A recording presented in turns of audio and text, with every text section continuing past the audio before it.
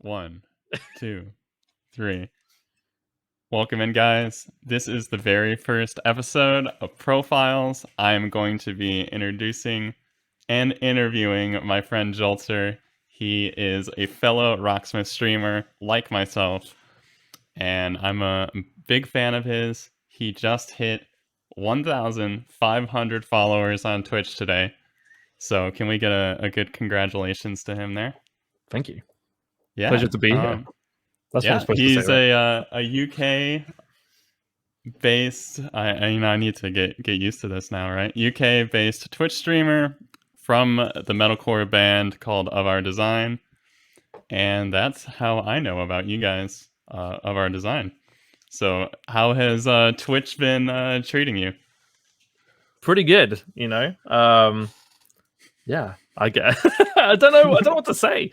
We'll get going. It's been pretty crazy, actually. I think the year leading up to being a year old on Twitch has been a crazy ride. Right. Can you actually say when you started streaming? I know roughly when I started. A specific date I can't remember too much, but I think it's in June. Was the day I specifically started playing Rocksmith, and that's kind of what I count as my first day. Yeah, no, I totally agree. I know. If you count the first time I ever went live, it was basically a year, probably January or February. So it's probably been a year since I went live for the first time ever. Right. When was like basically the day that you realized, okay, this is real. There's no going back, because it's a really, really weird realization when all of a sudden you do start building something and it takes off a tiny bit, and then you're like, okay, I'm locked to a schedule. I have to show up for these people. Like, I'm committed to it. Like, when did that sink in for you? Because I know for me, I feel like I didn't know what I was getting myself into until it was too late, right? Yeah. No, I think it probably happened pretty quickly for me. When I first started streaming Rocksmith, it just kind of went from nothing to a large amount of people real quick. Wow, that's a zoom on my face. Yeah, so it was kind of very quickly went from, a couple of people to like 15 people, and at that point it was just kind of riding that wave, and I was not expecting anything from it. I just kind of went in. I did not know anyone from the Rocksmith community, so I just started playing and streaming Rocksmith, and kind of, yeah, it was just, I still don't know what I'm doing, really. I'm just kind of riding that wave of doing whatever I can. Yeah, I mean, we're definitely all just kind of winging it, and it's a weird thing because we're kind of part of this strange wave of all these brand new broadcasters that came out just because there's too much time on our hands. Like, we're in such a weird, unique position where there are just so many people who are interested in this kind of stuff now, who would have never been introduced to it prior. Like, even too, I would say I've been on Twitch for a very, very long time. I remember like watching people and stuff like that, but I don't think I really engaged in Twitch until about a year ago, which is still incredibly early, right? But then now it's like we have kind of brought in this entire new breed of people who probably never realized they want to watch this type of stuff. Yeah, for sure. And I think I must be exactly the same as you, because my Twitch account has been active since like 2014, 2015, something crazy like that. And I don't even know what I did back then, because I never used Twitch.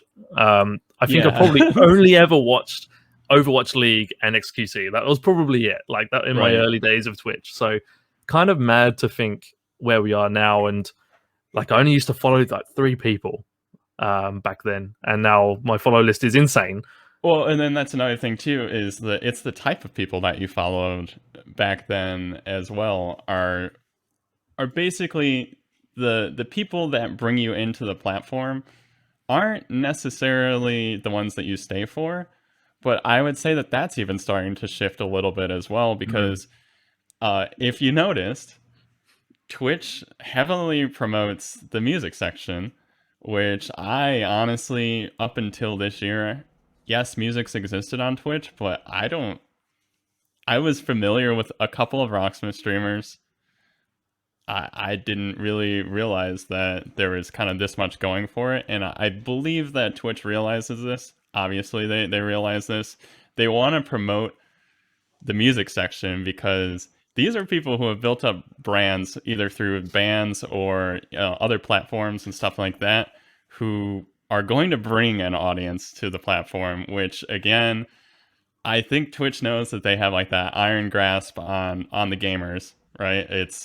It's kind of the go-to place for games. I know there's YouTube and stuff like that, but if you think I want to watch someone play video game, you go on Twitch. Like that's kind of your standard.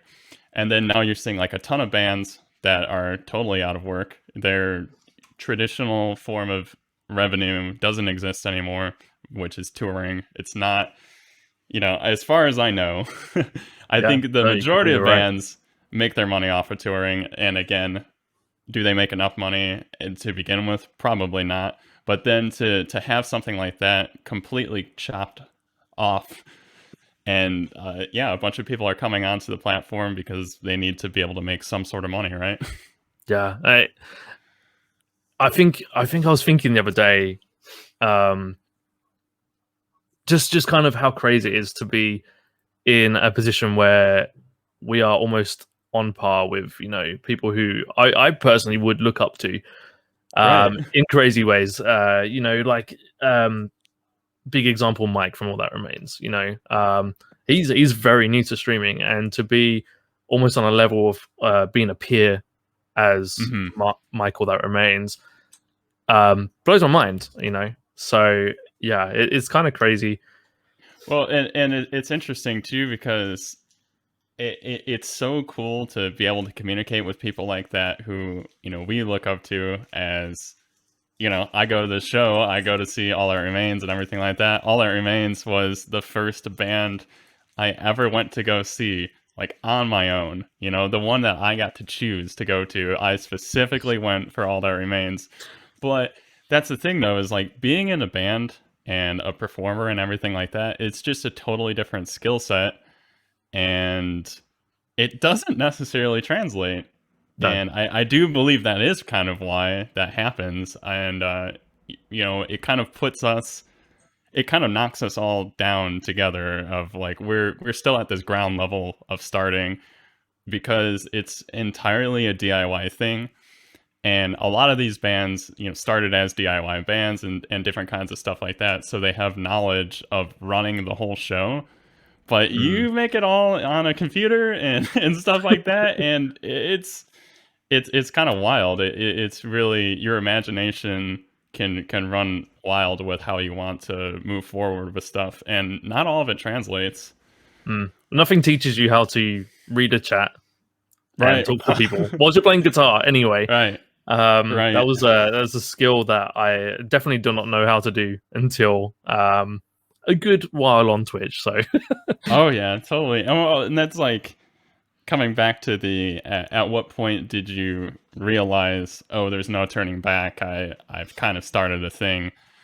You just start to realize, oh, okay, maybe, in my situation, I was like, I want to do some Rocksmith stuff. I'm somewhat competent, or I guess confident rather, in my guitar playing, but I wouldn't say I'm a great guitar player or anything like that. I was just kind of thinking like, it sounds like a fun thing. And maybe if I pitch it as, this is for me, I'm getting better at guitar. If you want to watch, that's kind of a cool thing. But it just totally didn't end up being that like at all. It was more of I wanted to do a stream where I picked my own songs. And then it really turned into right away. Okay. I mean, yeah, if you want to request a song, like I guess I'll give it a shot, right? And it was just like from there on, it was, oh, okay, I guess I'm doing this now. Just 3 to 4 hours of us getting bullied, basically. Right. Yeah. And like, honestly, that is one of those things that I know personally, I've gotten so much better at guitar because I'm just getting bullied with these requests. I wouldn't pick these things like For on my sure. own, you know. I feel like I vastly underestimated myself in my playing skills as well, Mm, because there's just a lot of stuff. Even August Burns Red, very very difficult band, but I mostly wouldn't bother because it's just. Do I want do I want to play that? Do I want to sit down and learn that kind of stuff? mm. But it really is about punching above to get better. I actually saw French Stallion tweeted yesterday, kind of talking about who. If you guys don't know who French Stallion is, he's also another Rocksmith streamer, and he tweeted about, like, he said something that he doesn't have a blacklist of songs, and it's mainly because he doesn't care to get bullied on that kind of stuff because you're gonna get better. And that's definitely true. That's why we see a whole bunch of people playing Through the Fire and the Flames like at a pretty capable level now. Because, yeah, I mean, if someone comes in here and throws that out, and you do go through it several times, then you end up getting much better. For sure. It's not my favorite thing to do. Do not request it. I'm still gonna hide behind the fact that I don't own that DLC, so I'll never play it and I'll never buy it. Yeah, I got gifted it, song. so I kind of had Right. to. I kind of had Right. to play it, but you can gift him on Twitch. Oh my Twitch, God. Steam. Damn it. Steam, yeah. Yeah. I suppose. Yeah, great song. Actually, Dragon Force was one of the first metal bands that I got like crazy into. Like, Guitar Hero days, man. oh yeah. And this was actually free Guitar Hero. And then so like when it came out on Guitar Hero 3, it kind of blew my mind that this band just became like this massive thing. Oh my God. Yeah, it was weird because it just kind of became a meme, right? Right. just all these kids like playing Through the Fire and the Flames by tapping and strumming with their elbow or something crazy like that. Oh yeah. And it just turned into this massive meme of, can you play Through the Fire and the Flames, you know? Mm-hmm. Exactly. And now we have to play it. Well, and that's like on real guitar, no less. Like, exactly. That's such a weird thing of it's Guitar Hero was such a massive cultural phenomenon that I even feel like what we're doing on Rocksmith is pretty similar to that, where you get a lot of people coming in and, oh my God, I know this from Guitar Hero and stuff like that. And now you're seeing someone play it on real guitar is a really cool thing. It's just like it's the Tony Hawk soundtrack effect, where it's just introduced these generations to music that they probably would not have listened to. I know that's pretty much, Tony Hawk is like where I got my music taste altogether. I mean, 100% credit to that, and I'm sure Guitar Hero is quite the same for most. Yeah, I think Guitar Hero is basically what got me into wanting to play guitar to begin with, anyway. So, Guitar Hero was very much a Christmas thing for me. So it was like every year we made sure we had the new Guitar Hero, and then I play it with my family. And I think it just kind of got to a point. I think it must have been around like Guitar Hero 3, where I was like, you know what? I want to play this on a real guitar. And then I realized that you had more than one string to strum. And I was like, damn, this is going to be hard. And then going from there, yeah, that's just kind of what got me started. Just the idea of holding this instrument and playing this music must have been such a cool idea. That's interesting. So you, excuse me, you played Guitar Hero before ever playing real guitar? Yeah. Oh my God, that is crazy. So Guitar Hero was basically what influenced me to want to do what I wanted to do. That's really cool.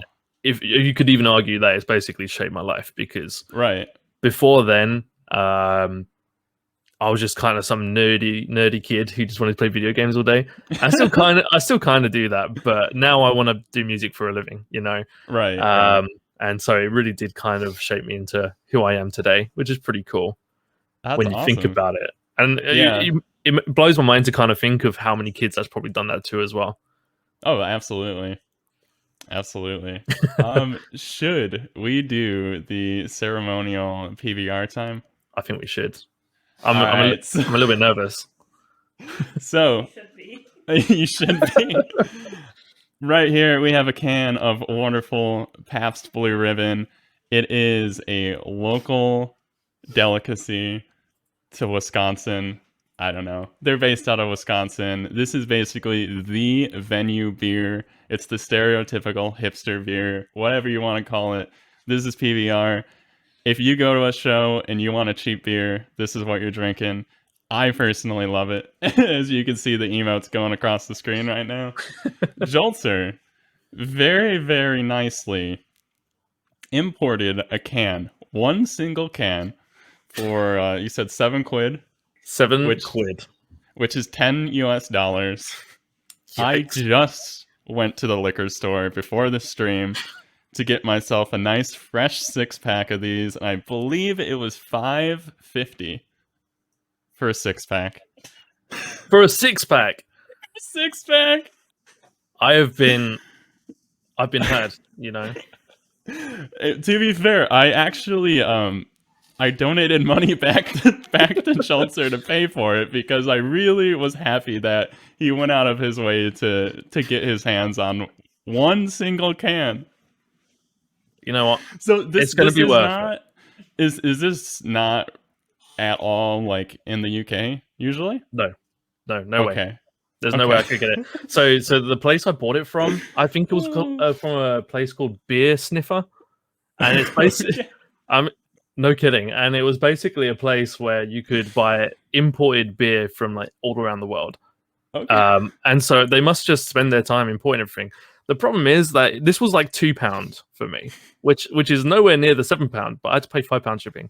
Right. So. Ridiculous. Actually, £2, it wouldn't be so bad because it is an import and everything. I mean, of course, it's gonna be like $1 for me. I'm in the Midwest. Even just the fact that I'm in the continental United States, it's gonna be this everywhere. So, cheers. Is it cold? It is cold. It is. Okay. I've chilled it throughout my whole stream. So. Oh, okay. So I will actually preface this to you guys. I am not much of a cold beer drinker. I'm like maybe slightly chilled, but I'm a room temperature type of guy. So you guys are gonna be like horrified by that, right? But this is cold. It has been chilled in the refrigerator, straight from the fridge. Let's do it. And to anyone else in the chat who wants to partake in a beverage or two, cheers to you, Jolttz0r. Cheers. I'll let you go first. Straight into the microphone. Amazing. Smell it? A little aroma test. I feel so bad for you. You look horrified. I'm just gonna put this out to everyone who's watching. I don't like beer anyway. So probably gonna be a problem, but we'll see. It doesn't smell too bad. It smells like beer. Cheers. Cheers. Chink. Ah, yes.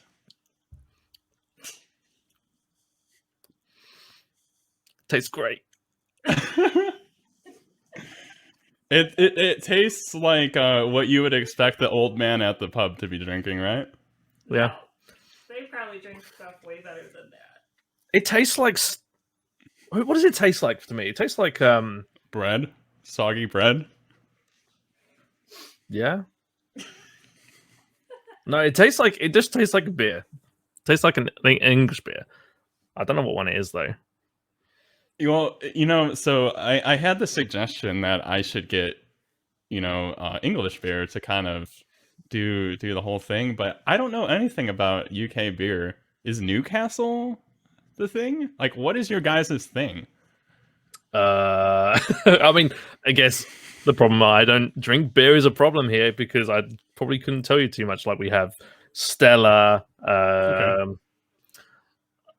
Someone else help me from the UK. But what is actual like local? I guess local beer for you guys? Because like even too Stella, that's still like Carlin, I guess. Okay, well, never heard of that, so I'll take your word for it. That's like an Irish beer. I don't know. Carlsberg, yeah. Carlsberg's one. Okay. Yeah. Foster's. There we go. My dad's helping me out here in the chat. Foster's with the massive can, right? Yes. Yeah. Yes, there you go. Well, Maybe for next time, you know, if I ever have you on again, I'll pick the UK staple to have. You know I what? don't really know what it is for you guys. I'll send you some. I don't know. You got to have some cider next time. Oh, That's absolutely. I my like drink of cider. choice. Old men drink real ales. Hell yeah. Yeah, my dad. Oh. My dad. Everyone. I think we'd get along. Probably. Like when you come visit the UK, Mm-hmm. you're gonna It's go out my happening. dad rather than me. So you know, I was gonna say, you know, it would be happening a whole lot sooner if it wasn't for all of this. But I guess because of all this, we do know each other now, so that's very true. You know, maybe it'll be worth the wait. All right, so on to the next topic. I want to know which non-music broadcasters influence you the most, like in the way of their style of presentation, personality. Like, what do you kind of see as not who you're emulating, but basically what kind of things are you drawing inspiration from? I know that's probably not something that you just immediately go, oh, I know. Yeah, that's a really tough question, actually. I think if you're going to think of what I'm emulating in terms of what my stream looks like, it's probably going to be Harris Heller, you know? Okay, yeah. And that's probably going to be a hell of a lot of people's answers as well, because he's so influential right now. Of course. I just love the style of his streams, you know? The clean looks, you know, the ultra wide cameras, so cool. You know, I love that kind of stuff. I wish I could do some real cool animations for everything. But I'm kind of in a place where I want to do everything myself now, and so I want to try and animate everything myself, but then I have to learn how to do that, you know. So one day, like I've had this idea for a hell of a long time, where I want a Jolttz0r bolt on my stream, and every time something happens, it changes color regarding to what happened. That would be right. Cool. And so we get a new follower. The bolt lights up with a yellow spark, right? How I'm going to do that, I have no idea, but I'm sure we'll get there eventually. But yeah, I think Harris Heller is probably one of the guys I really like. Who else? I really enjoy XQC. I'm going to say it. Me too. I think he's just if you just want to see carnage for a good couple of hours, that's who it is, right? Absolutely. I see the XQCLs in the chat. You know, there's some XQC for we got a couple of fans. Emily, thank you for the 100 bits. Emily says hi, Jimmy and Jolttz. Hi, Emily. Happy birthday, Emily. Happy birthday.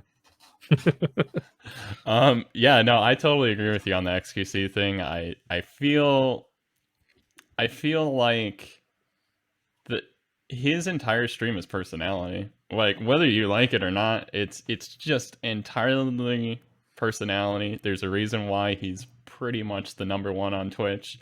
It's yeah, like you said, it's carnage. Like it's chaos.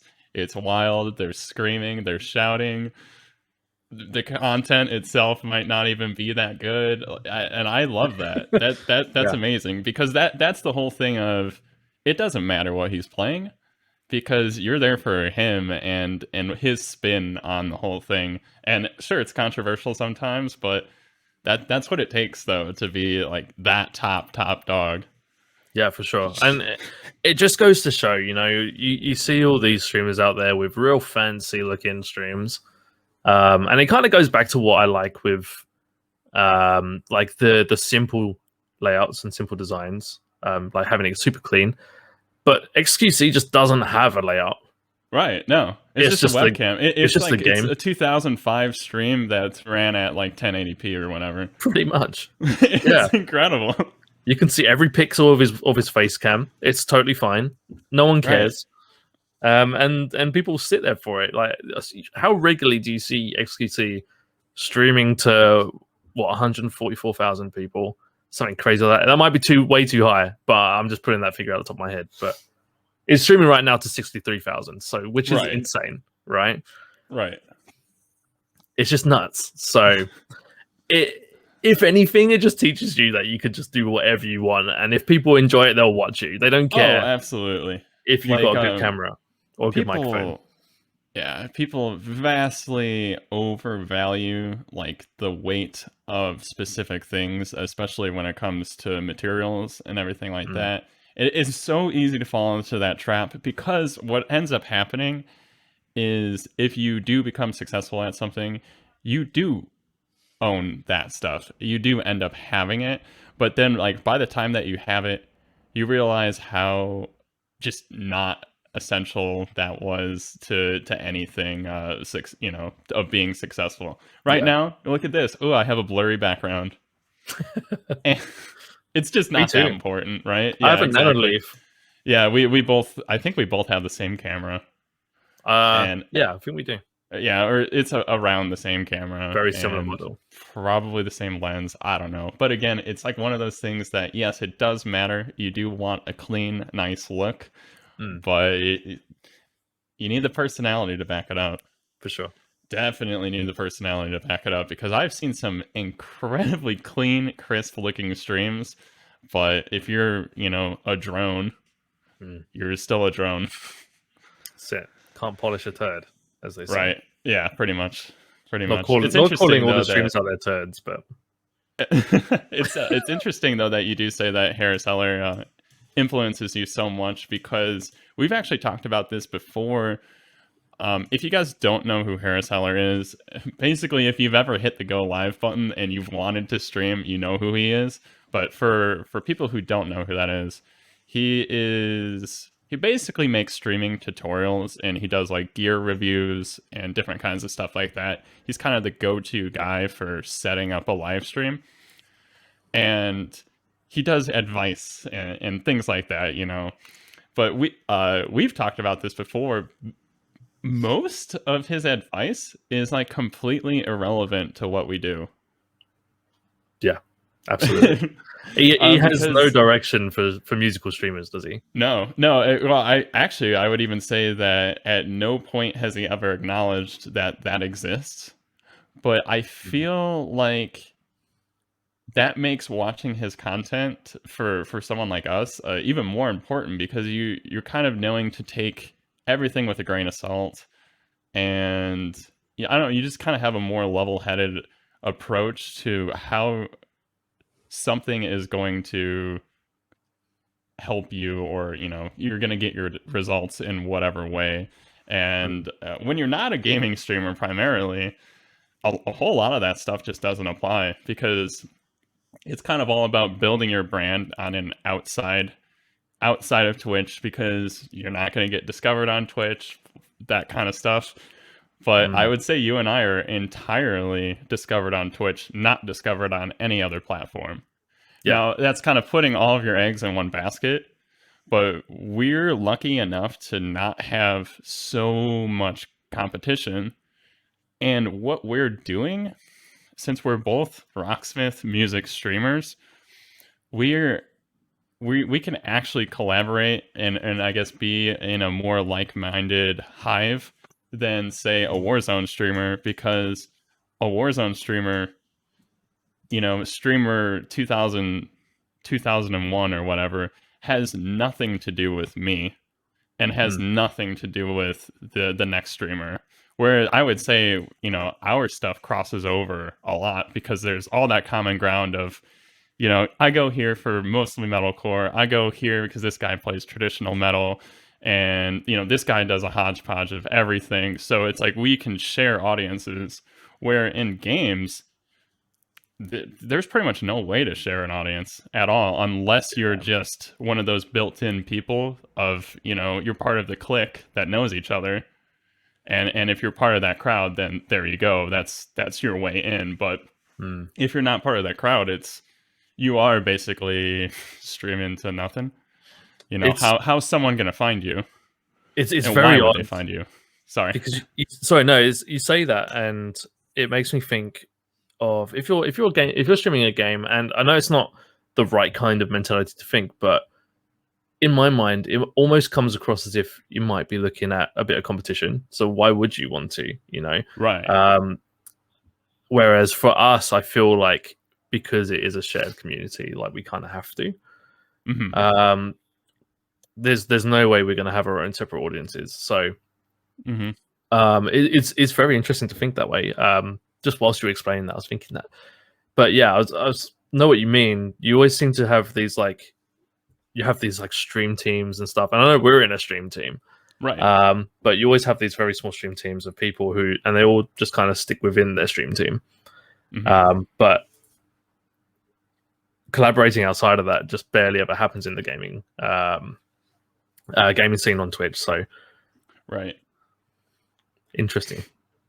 Yeah, no, I think about this a lot because it's weird because it's kind of like I said, the old school approach, because there's just not so much congestion in the number of broadcasters for specifically what we do. The platform actually works for us. Where Twitch as a platform for everyone else doesn't do any work for them. I mean, you might, for whatever reason, come up in a recommended. But I will tell you this, if you've ever checked out one of our streams and you go to your recommended page, it's like filled with music streamers. I don't know why that happens, but I can check out, Warzone streamers all day long and I don't get recommended any of that in my feed. So we're very lucky to kind of have a leg up on the platform where, again, when it comes to a lot of streaming advice, it's basically build up your name on other platforms in hopes that you will turn one of them into your stream. And I can tell you that I think it's not an inspiring thing, right? Because you say, okay, well, I want to be a streamer. I don't want to be a TikToker. I don't want to have to do that. And I mean, I guess ultimately you're going to need to do that, but we're just lucky that we don't necessarily have to do that. And but that's just because you go to the music stream category and you tag metal music and you tag English and maybe 15 of us show up. But that's it, at a given time. So that leaves a very, very strong power position for the broadcaster in bringing in new people. Oh, absolutely. And I don't think I've done anything outside of Twitch, which, right, like you're saying, it is completely against what pretty much any kind of, stream doctor kind of advice tells you to do. If you want to grow, you have to do everything outside of Twitch and bring people in. Whereas I've only just really started doing things in YouTube, and I've made a TikTok. I do not know what I'm doing. I feel like I'm way too old for TikTok. It's way over my age range. I have no idea what the hell is going on in there. But I've only just started really doing a push on Twitter and Instagram as well. But if anything, like, I don't think it drives any traffic to me, so far anyway. Maybe I've had one or two, but yeah, that's another part of just kind of this advice of building out, your name everywhere and stuff like that is, I think a lot of people expect direct results because the entire reason why you're making a TikTok is so that you drive people to your Twitch. But unfortunately, that's the wrong mentality to take. It's literally like, I've got my TikTok crowd, I've got my, Instagram crowd, I've got my YouTube crowd, and I have my live stream crowd. But I guess for someone of our size and our very, very particular segment of what we're trying to capture, I don't see it being that useful. I mean, I could be wrong about this, right? But I don't know. I mean, I would love to start to post things on TikTok and everything like that, but I'm never going to expect any results from it, and I don't think that anyone should go into it expecting results, because it's just one of those things, once you've accumulated such a massive audience in these areas, then maybe they start to flood over. But it's not like, I mean, I can tell you how many people I go past on TikTok and they're just basically promoting you to get into their stream, and I've never done that. I don't imagine other people are doing it. I mean, maybe I get their name in my head and then I see them on Twitch or something like that. But there's no way I'm going from there on my phone. I'm closing out of the app, copying and pasting their name into Twitch, and then hitting the follow button. It's too many steps. You've kind of lost your whole thing by then. So people are too easily distracted as well. You know, if they can't get it instantly, they don't want it. Well, I mean, I just think a lot of times it's about being honest with yourself and what are your habits of this kind of stuff. If you've never followed a person on Twitch because of their TikTok, I don't know.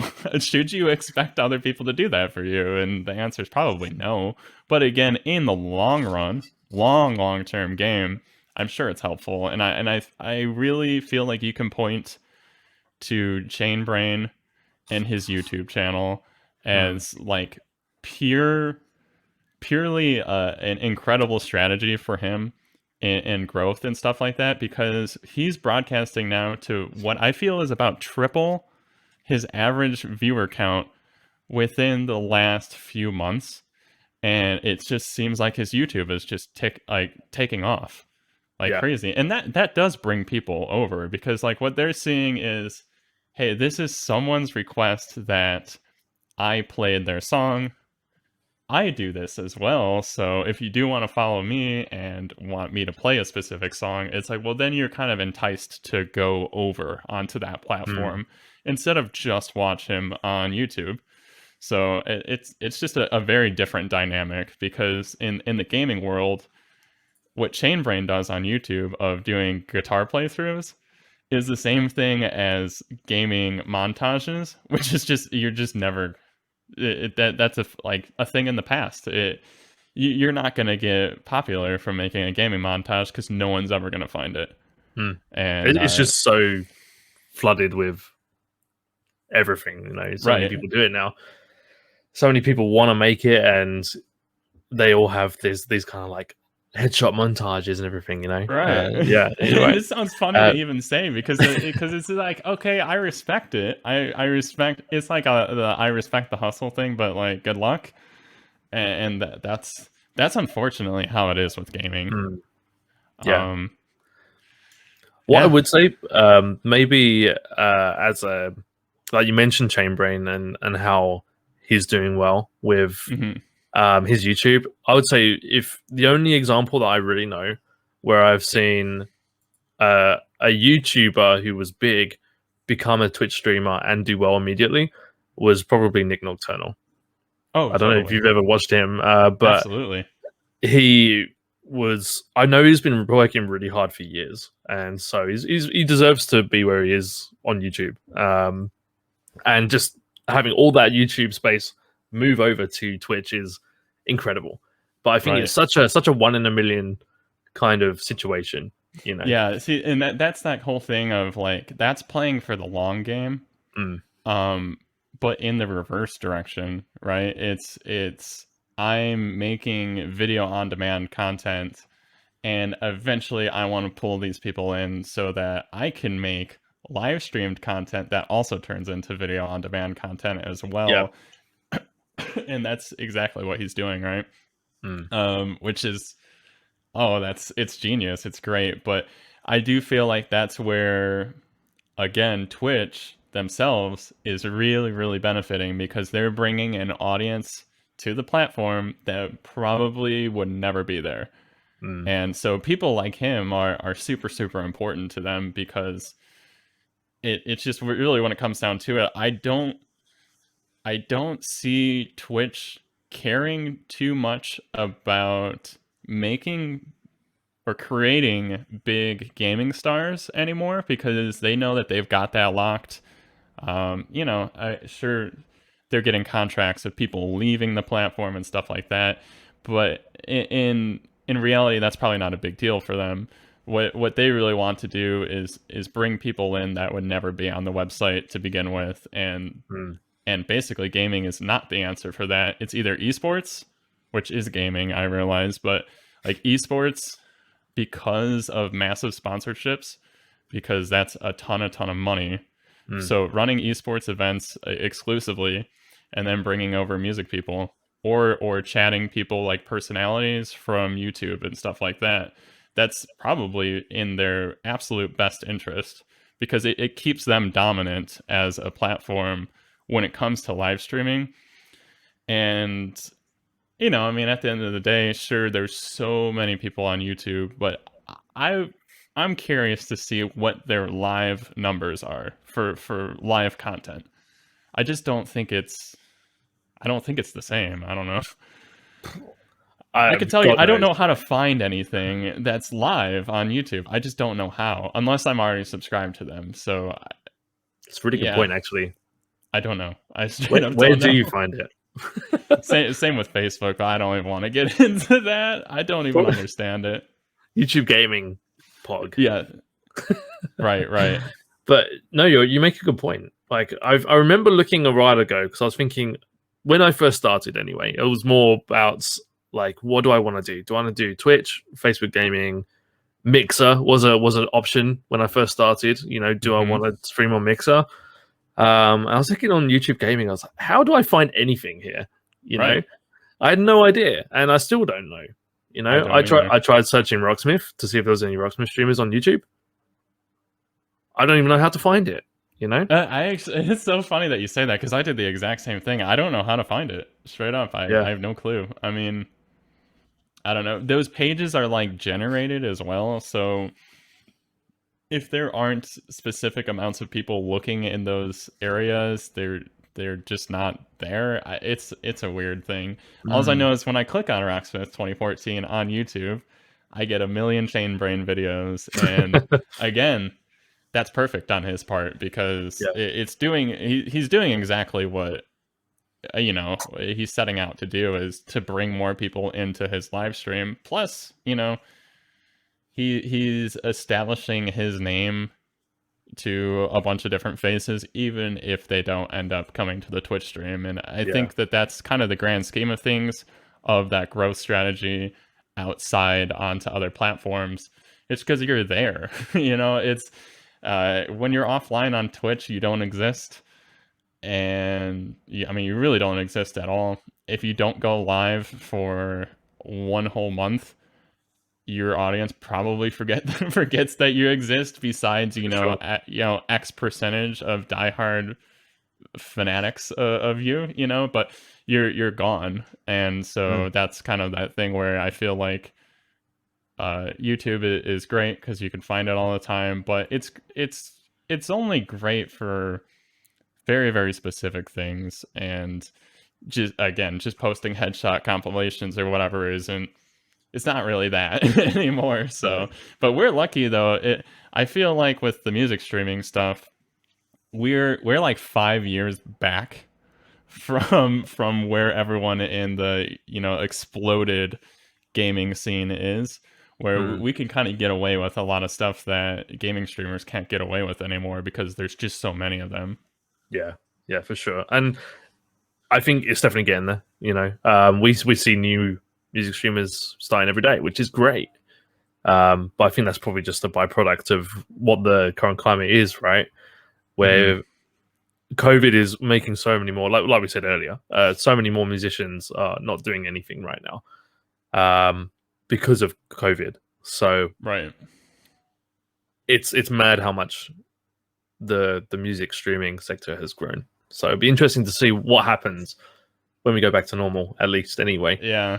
All I can say is I would be going to shows all the time, and unfortunately I am going to have to miss a lot more shows, because I'm scheduled for these days and I want to stick to those days.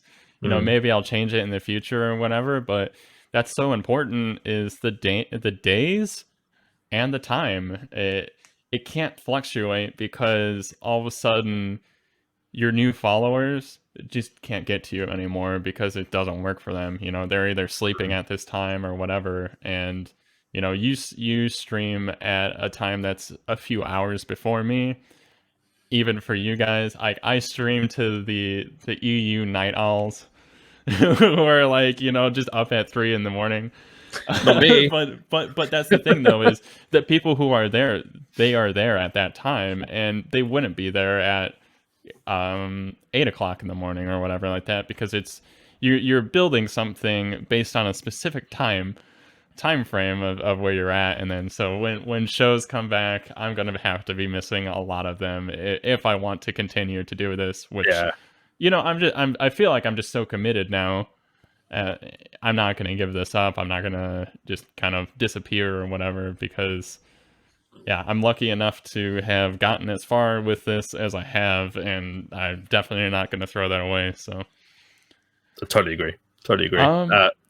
I'm just at the point where, like, I think I've gotten just enough of a taste of it that I know I love it so much that it's one of those points where I think I want to do this as my job, and so, like what you're saying is I'll be willing to make that kind of, I don't know what you would say, sacrifice. Yeah, some kind of sacrifice in that kind of way. As much as I miss moshing in the pit, I want to mosh in my own pit right here in my room. Right, absolutely. We have something really cool going. So I will tell you though, I will still be going to shows, probably 4 times a month, like I already am. But they're just gonna be fewer and far between. I killed Jimmy. Thank you very much for the 25 bits. On to the next topic here. I'm actually very curious of what didn't work. Wow. What didn't work? Right. I guess the real question is, what did work? I mean, it's up to you. We kind of went over what did work. We kind of went over that, but I mean, what were things that you tried out, you came back to, and reevaluated, and just was like, no, that's not gonna work, because we've all made mistakes along the way. I could tell you a million things that I've done that it just didn't go over. It was like, oh, I was so excited for how that was going to play out, but it didn't play out at all like I expected. So is there anything that you kind of tried to do and then kind of quickly reversed it, and like, we're not going to go down that route? I think, if anything, one of the ways I've kind of approached doing any kind of changes on the stream is it's always been, reaching out and working out what the people who view my stream regularly think, right? Mm-hmm. And I think probably one of the biggest things that I didn't enjoy was forcing myself. I mean, I'm sure a lot of people here already know about this, but I did my playthrough of Dark Souls, right? I really, really wanted to get back into gaming, and playing Dark Souls was great to start with, apart from the fact that I sucked at Dark Souls. Mm-hmm. But I just continued to force myself through it, right? I just wanted to keep on going. I wanted to finish it, and I think, everyone knew before I knew that it wasn't working, right? And you do really see real quick people leaving because they're not enjoying the content anymore because you're not. And it's right? not it's never a dig at you as a person. It just, sometimes I just think that it kind of goes, and you just click away. I don't know, and sure. I totally understand that. Yeah, and I think I was spending way too much time committing to it. And eventually we just got to a point where I was like, I don't want to do this anymore, and we just quickly forgot about it. Mm-hmm. And now I just have a meme counter on my fucking stream where of how many times I've died on Dark Souls. Died on the game that you're not playing anymore at all. It's always the way, Yeah, I could tell you. Oh my god, I've done so many things that I've reverted on, and I think a lot of it stems from I hit my affiliate. And I did that entirely through being a Call of Duty streamer. And I knew that wasn't going to work, basically, because I just want to put it out there. Hitting affiliate is an achievement, but it is not anything that sets you up for success. If anything, it kind of sets you up for unrealistic expectations. And so I kind of went back and was like, you know what, the Call of Duty thing isn't working for me, even though it's entirely what got me my affiliate. It just wasn't working at all. I mean, there was, I would still be, I don't know, I think I'd be at 75 followers if I continued to do it. And I had to kind of sit back, reflect really hard at, like, yes, I enjoy doing this. This is really cool. But what I picked to do isn't for me. I not even necessarily isn't for me. It's not going to work for the channel. And that was just kind of one of those things that it's like, well, you know what? It sucks, but I'm going to enjoy whatever I find that works for me a whole lot more, because I will have people engaged and happy at what they're viewing. So One Eye Maestro, thank you for the 100 bits. Much appreciated. Thank you.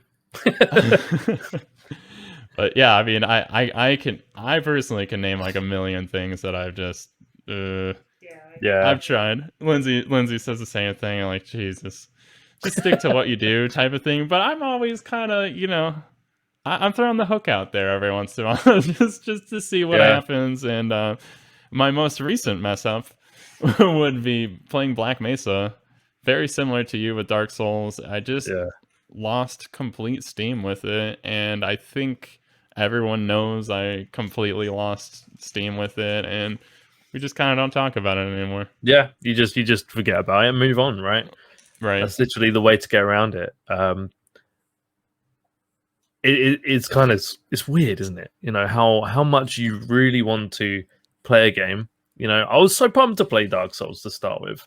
Mm-hmm. And I'm sure you like, I remember when you first started Black Mesa, you know. Right. I was so pumped.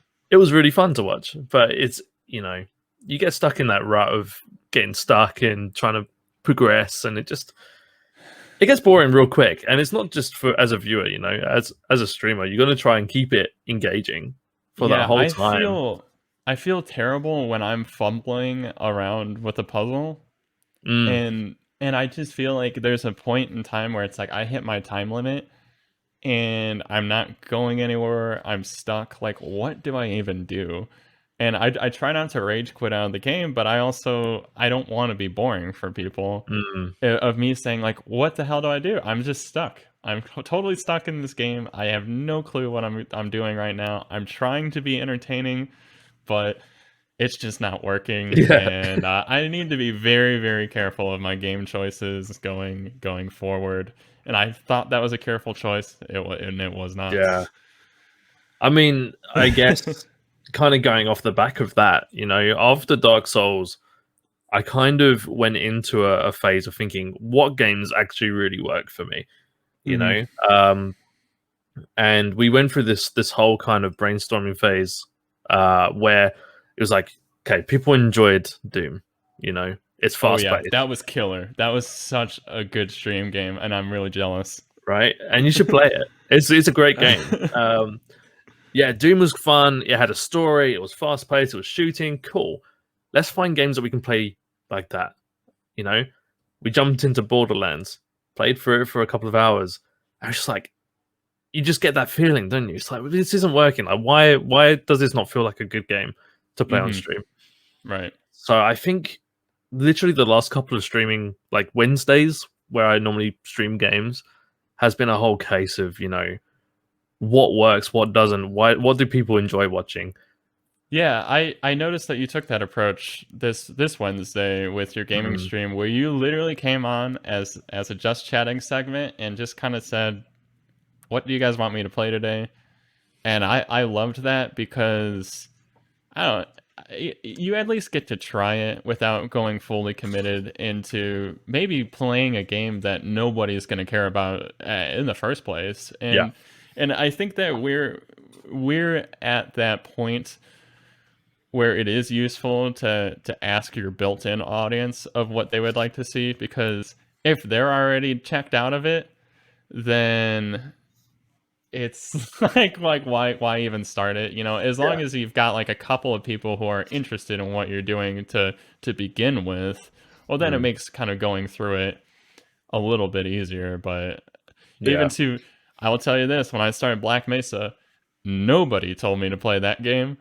I told myself to play that game, and it didn't work. It just didn't work out, and you learn from it. But it's a weird thing because, like I said, we're kind of at that point now where we have an audience that is coming for us. So listening to what they enjoy and their suggestions and stuff is amazing, and not everybody gets that opportunity, right? Yeah. When you're first starting out, you just have to figure out what people are gonna like because you don't have anyone that are interested in you yet. So very interesting. All right, man. What about your last gig? The last gig I went to? Oh my gosh. I'm pretty sure.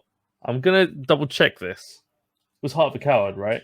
Yeah, it was Heart of a Coward. I had to double check that. So last gig I went to, dude. Do you remember the date? February? January. Oh my god, it's over a year. It's over a year now. Oh my god. It was a small show. So it was actually kind of a special show. Heart of a Coward being a UK band, you get more opportunities to see them in places like this anyway. Mm-hmm. But it was a fundraising gig for a kid who had just sadly passed away of cancer, I believe. And he was a big fan of Heart of a Coward. So they contacted the band directly and asked them to come and play a show to raise money. Wow, that's amazing. It was really cool. Yeah. The show wasn't even sold out. It wasn't even like advertised that much. It was crazy. They were like auctioning off their guitars and everything to like raise funds. Madness. Wow. Good friend of mine managed to buy one of their guitars for, I think it was like £500. It was a really nice. I think it was a Ibanez, really nice Ibanez. So I'm jealous. I had no money with me. That is cool. Did you have any gigs that you had tickets to coming up? Because I had a lot. Yeah, I had a few. I think one of the biggest ones, and this was literally just as England was starting to become impacted by COVID. I had a whole weekend booked up of shows and stuff. So I don't know how many people really know about this. I'm a big fan of Overwatch, right? Mm-hmm. So my weekend basically revolved around Overwatch League coming to the UK. So I was going to go watch 2 full days of Overwatch League games live, which was huge. Oh, cool. So exciting. You know, the idea of sitting in a stadium of other Overwatch fans, you know, cheering on your teams and everything sounds amazing. Right. So I had 2 days of that, and I also had a show of I Prevail with a meet and greet as well. So we were supposed to meet these guys. Oh my god. Yeah. So that sucks.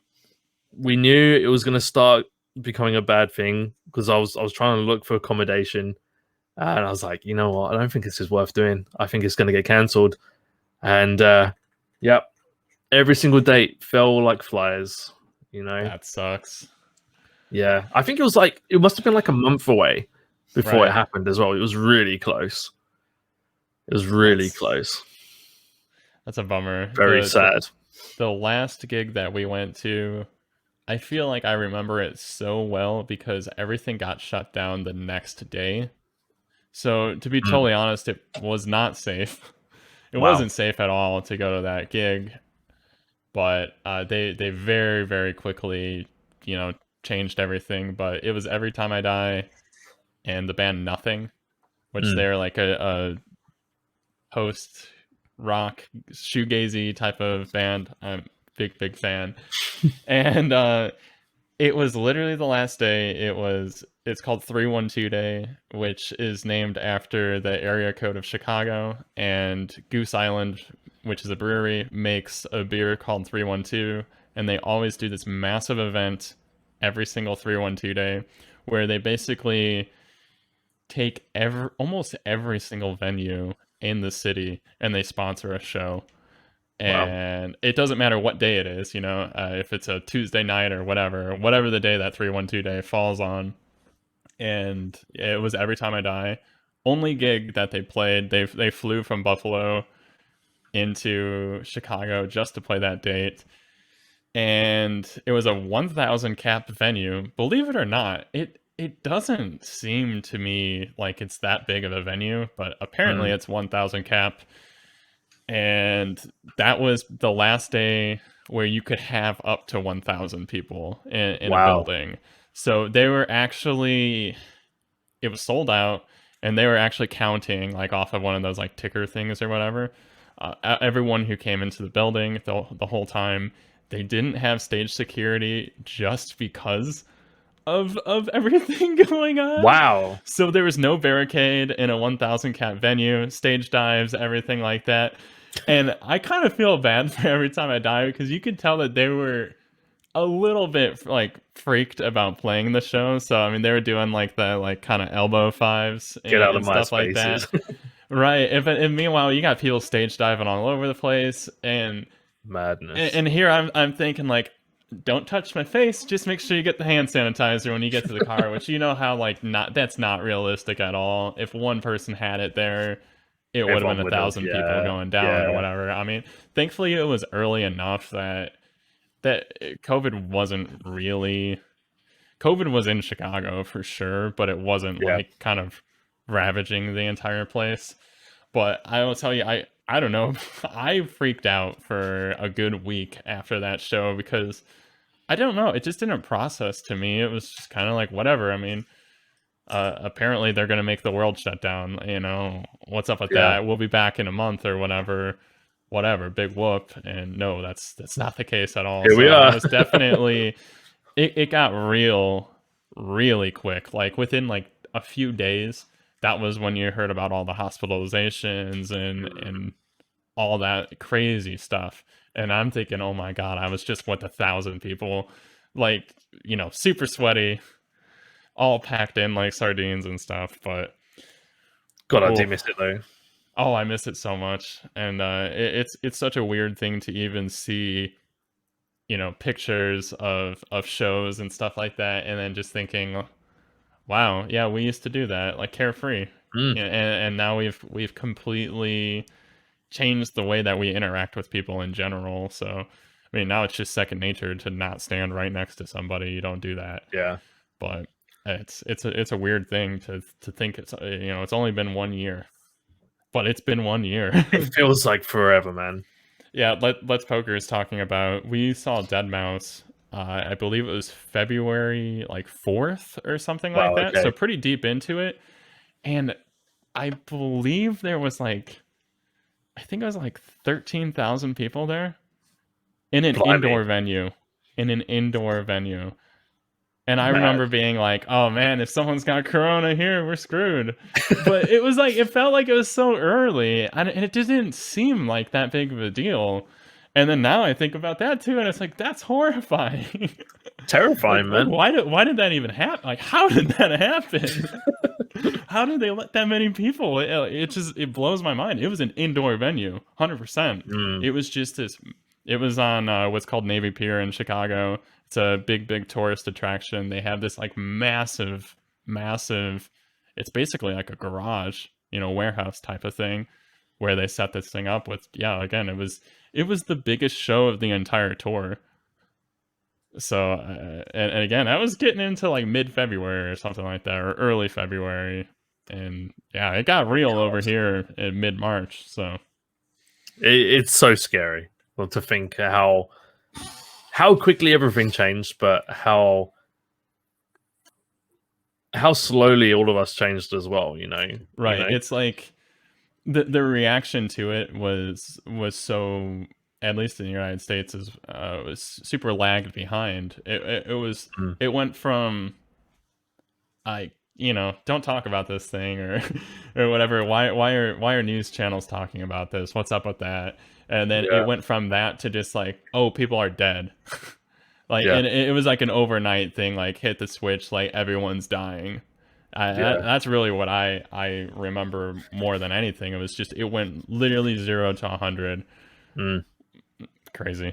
It's exactly the same over here. You know, we had warnings from, you know, when Italy was getting it really bad. Right. You know, Same with us. and we're not far away from Italy. You know, and we saw it moving to France and all that kind of stuff. And you think, oh damn, you know, this is getting real serious now. This isn't in China anymore. This is Right. like on our doorstep. And you know, we were still open. We're doing everything like normal. Right. Like we weren't even thinking about it. Yeah, no masks too. Yeah, that's it. And it's funny to think how much a culture can change because of this kind of thing, right? Mm-hmm. Being in a culture where we don't wear masks, right, ever, and now we do all the time, right? Yeah, mad. Yeah, that's Heavy Metal said when the university decided to close was when they were laid off. And speaking of university, I feel like it was when the elementary schools or in public schools, whatever it was, decided to close. I was like, huh, that's silly. Because again, it was just like one of those like naive things or whatever. It's like, I still go to work. No. and then yeah, it was like a week later, oh, your entire world is about to change. Man, yeah, it did. Big time. Big sense of panic. That actually kind of brings me on to my next topic, though. Sure. What is Of Our Design doing currently? I'm sure a whole lot of nothing, right? Kind of. Yes. Of. Okay. Let me introduce Of Our Design real quick, actually. Of Our Design is the band that Jolttz0r plays guitar in. He now plays lead guitar. And you guys are what, a metalcore band, I think you would consider it? Yeah, I would say we are pretty much metalcore. We're very metalcore influenced, at least, anyway. Right. Pretty much inspired by pretty much, I don't know what you would say. I know you Born of Osiris. Post-core, we like to think is what influences us. So, you know, Architects is a big influence, and I would say they're post-core, right? Yeah, that makes sense. They are their own genre that they created more than anything, right? Born of Osiris is a big influence, and so I would say probably metalcore is probably what describes us the most. But in terms of what we're doing, it's a real good question. I mean, you don't have to leak anything. I actually put this on here because I expected you to say absolutely nothing. We're actually doing quite a lot. That's what my band is doing. Absolutely nothing. We're on a hiatus officially. Like it's. Oh, really? I mean, it's just nothing is going to happen until we can realistically do something. Yeah. Still, we've been doing quite a lot. Without giving away too much. Yeah, please don't speak on things that you're not supposed to speak about. I mean, it doesn't matter that much, honestly. I think to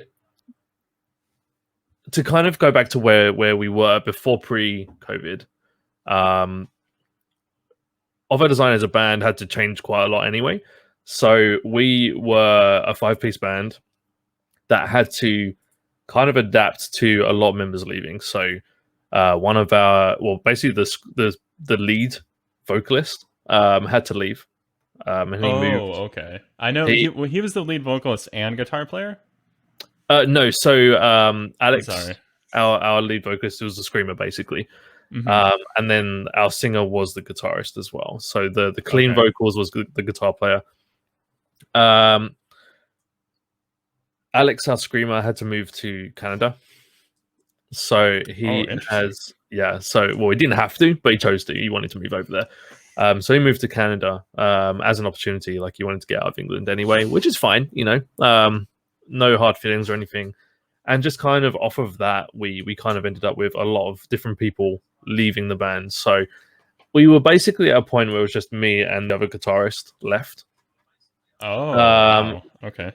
So it was just us two. I mean, to be fair, it was pretty much me, the other guitarist, and the vocalist who was doing everything in that band anyway. We wrote pretty much everything anyway. So not that those guys didn't contribute anything, but it wasn't the end of the world, you know? So we kind of had this situation where it was like, what do we do? Do we end Of Our Design and kind of go for something new? or do we kind of rebuild the band? You know, so I think after a lot of thought, we decided to kind of lay everything down. We wanted to make sure that people knew that we were still planning on continuing to go, but we didn't want any time pressures because we didn't know how long it was going to take. You know, Right. so the last official announcement was actually 2 years ago. Okay. Which is mad to think of, right? So we announced that we were kind of going on a hiatus whilst we rebuilt everything. Oh god, you put my name on the screen. Mr. Jolttz himself. So yes, we kind of decided that, and then from then we've been working in the shadows pretty much. In terms of what we've done over the last year, COVID has been really kind to us, actually, in the least bad way possible. You know, actually gave us time.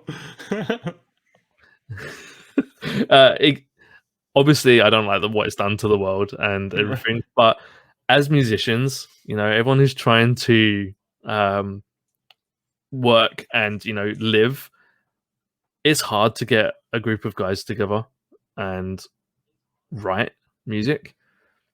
So when England did go into lockdown, actually we took the chat is making me laugh.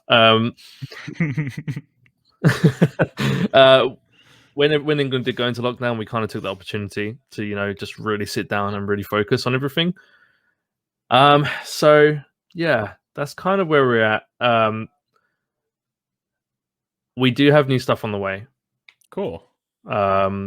We basically, within the first England lockdown, I'm trying to think of how much I should give away. Take your time. Take your time on your spoilers and leaks. We basically wrote a whole EP. I think that's totally fine to say. You know, we've been sitting on music for pretty much about a year now. Okay.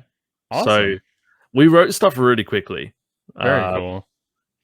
It just kind of got to a point where it was like, we want to wait until we can get together and actually record some music videos, you know?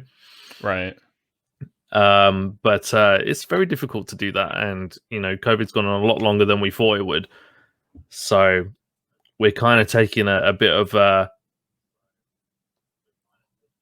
a sharp turn on what we want to do next. So okay. we're kind of working out how to do it remotely now. So nice. Watch this space. Well, good. Yeah, good for you guys, because yeah, pretty much for us, I don't know. We just decided that it's over for us, you know, until we're back, you know. It's OldRasputin as a band is going to always contain the same members. It's always going to be a 3-piece band. I feel like once one of us leaves, the band is over. But I just don't ever see that happening. And so we just very, very easily just said, okay, we're done for now. Like, let's throw in the towel for now. And they, as band members, have been incredibly supportive, and they hang out here all the time. So that's really cool. That is Let's Poker. He plays bass, and Little Plant, he is the drummer of the band. Also, Joel, thank you so much for the resub. Much appreciated on the 2 months, buddy. Okay, so then a little bit more of the same, but like, what is the local scene for you guys like? Does it really exist? Did it go away? I know for me, when I was in school, like in I was gonna say grade school, when I was in high school and stuff, our local scene was like super punk, straight punk music, like hardcore punk, Black Flag-esque type of stuff. And then there was this other side to it, which was that metalcore, you know, just the typical everyone's favorite band is As Blood Runs Black, and they went and decided to make their own band. That's how it was for us. Then it really kind of went to the wayside from what I can tell. Either I got too old, or it just went away. But I'm pretty sure that it kind of just went away. And now, just within the last few years, there's been this really cool punk resurgence with kids that are younger, like way younger than me, that are also doing the whole like Black Flag, Dead Kennedys type of thing. And then the old people, old boomers like me, they all play in the Knocked Loose-esque type of thing, you know, where it's like we don't play metalcore anymore. Now we just play metalcore inspired hardcore music, that kind of thing.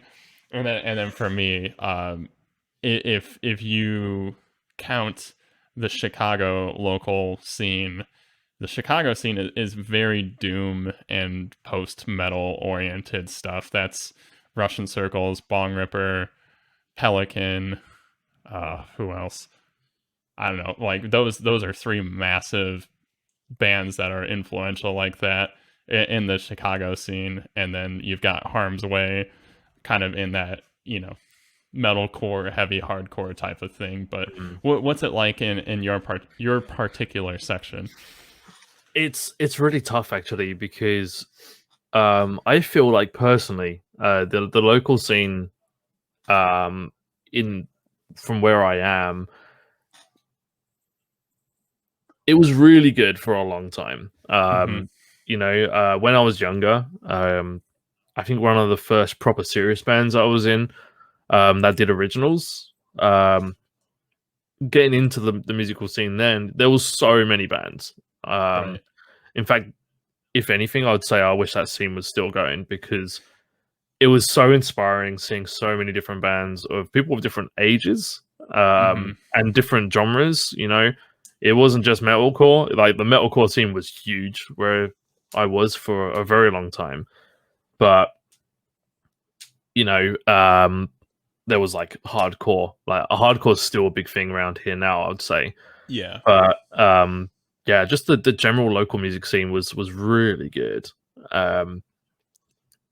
And so we kind of rode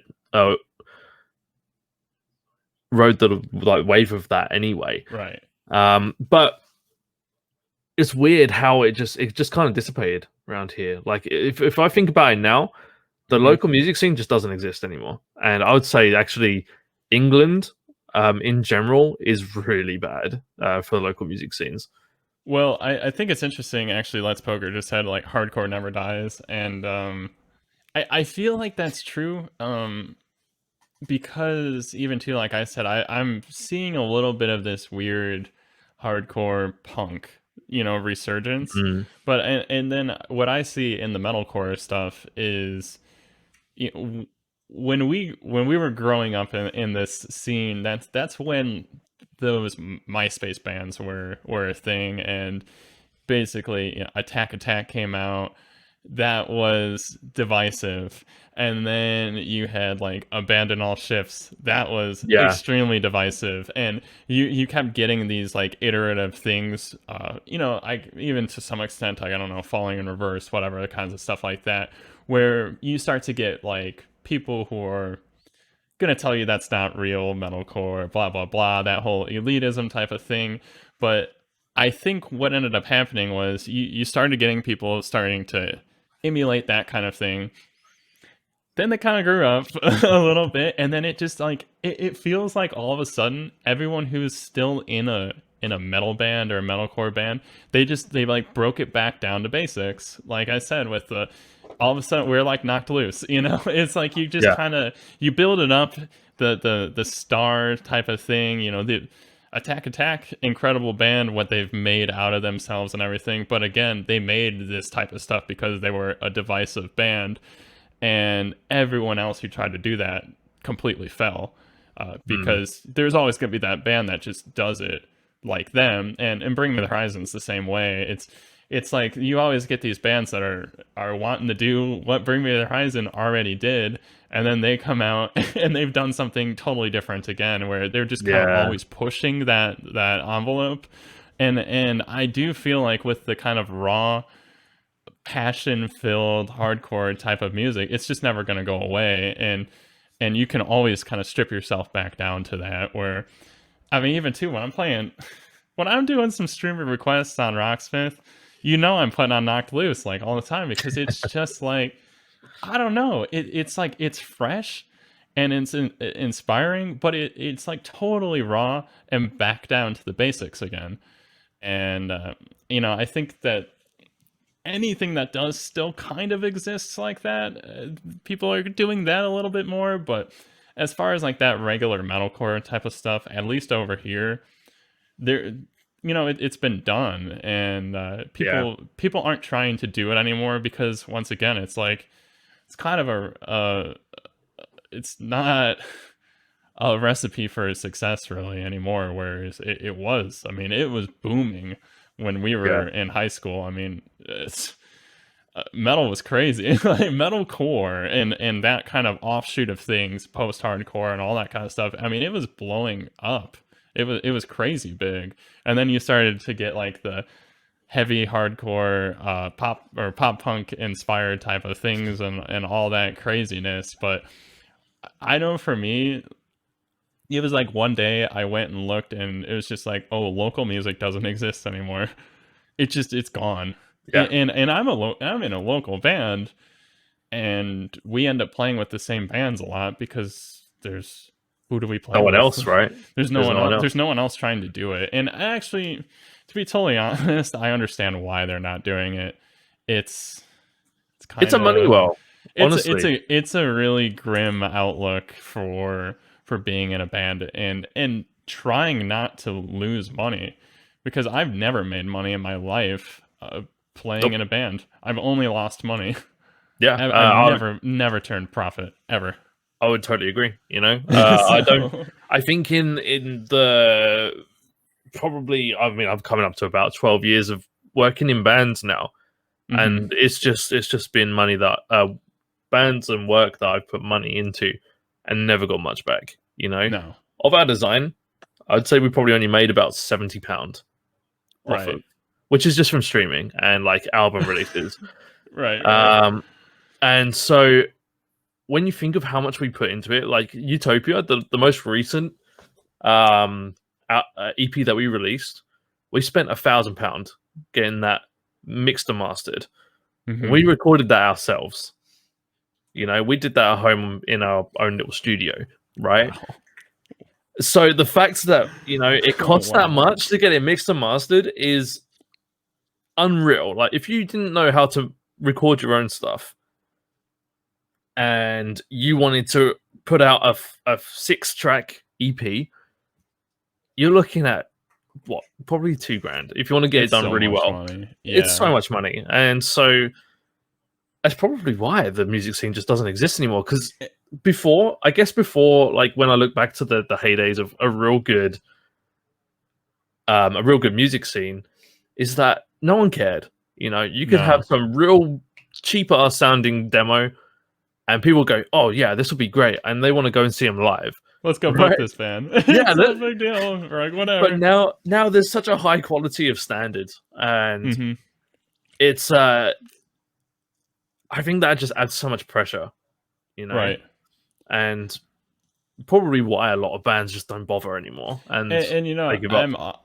I would also go out on a limb and say that we view that time as like so interesting and cool and stuff like that. But I mean, that's kind of all in hindsight. You have to also remember, I don't know if this was the way it was for you guys, but if you wanted to play a show, you were playing a show with 20 bands. Yeah. You'd play all day. No one wants to watch that. No one wants to watch that. I mean, even we were talking like 20 bands with a tour package playing as well, which is just bizarre and insane to me, where it ends up being like everyone who is at the show was either in a band or like the girlfriend of someone or whatever like that. And let's be honest, those shows weren't that good. I don't think they were, but it always seems like, oh, what a great time and everything like that. But like you said too, sustainable. And then another thing is, promoters and everything like that, they have to make sure that the show gets done. And when you've got 20 bands playing, that means that either the band is paying money to be there, or they're not making anything. And there's just no money in it, none whatsoever. It all comes directly out of your pocket, which sucks. And then even too, like I said, a lot of times those shows would have touring packages. At least for us, like they would have. One time it was Texas in July and Impending Doom and like a bunch of local bands. There was like another time it was like This or the Apocalypse. All those kind of at the time mid-tier bands, and you got to pay them money. Why would you pay the local bands money? I mean, that's like half the crowd are just the people that played in the bands alone. So it makes sense why you never made any money, but I'm sure that they freaking lost money too. Bands like Texas in July and stuff like that, where they were on that kind of always mid-tier type of package. I can't imagine that those shows made a ton of money. Merch. It's just wild. This the saddest thing is for most bands is that making money, even big bands now, they always have to rely on merch sales and ticket sales to make money. Right. And so I guess it might be a little bit different right now because everyone's at home listening to music, but I can't imagine having that kind of reliance on, doing music, but then hoping that people buy my shirts as well. You know what I mean? It's such a scary, weird thing. And that's another thing too, is like, you shouldn't feel obligated to have to go buy a shirt to make the thing happen, because I mean, you still ultimately paid the admission to get into the show. But I mean, the unfortunate real kicker is the admission that you paid was just so that the show went, so that they could somewhat pay for the show to even happen. Everything else was merch and I mean, you're in high school or college or whatever, you don't have money to blow like that. You've got the $12 was already like, oh my god, this is so what is this? Why is this show $12? And again, it's not making money. All right, actually, let's take a little turn though away from music in general, and let's go into a little bit of gaming. We are on a gaming platform. We both love games. And what was your first video game console? Wow, I think it depends if it's my personal one or like one of my family's. Because what did you like? What introduced you to being a gamer, basically? The first one I played was NES, Nintendo Entertainment System. It was even to the point where I was too scared to play it because I was that kind of child, and so I had to make my dad play it. So I'd start playing it, and I'd be like, "No, I can't do this." Like I remember playing Super Mario Bros. Right, and getting all the way to the castle, and then you'd hear that ominous Bowser music. Yep. I was like, nah, not doing this anymore. And then give it to my dad, tell him to play it, and then I would hide behind the sofa. That was the kind of thing that I used to do. But yeah, it was the NES, and I kind of grew up as a Nintendo boy. Same. I didn't play any PlayStation until I think the PlayStation 2. And that's when that was like late into that generation cycle. So I was very much full on Nintendo all the way. That's the way to be. Yeah. I was the console. I believe so in the United States the Sega Genesis, but I believe it's called the Mega Drive in the UK. Is that right? Yes. Sega Mega Drive. Yeah, that's that was my first console. I don't want to spend too much time on me in particular, but Sonic 2, just because I saw it being shouted out. Sonic 2 and Street Fighter 2 were my big things. And then I always talk about this, but I've been a PC gamer like literally since 2.5 years old. I played a lot of FPS games all the way back then. So, but yeah, so after the NES, you got a PS2? That was probably the first PlayStation I got. Was the PlayStation gotcha. 2 I understand. In the old towards the end of that generation, but it was NES, SNES. Then I remember that the first console that was bought for me was the Nintendo 64, And wonderful console. Beautiful console. Love that one. I pulled this out for you, by the way. Oh hell yeah, the Glover. We got Glover. I played that game a over lot. here. Glover was amazing.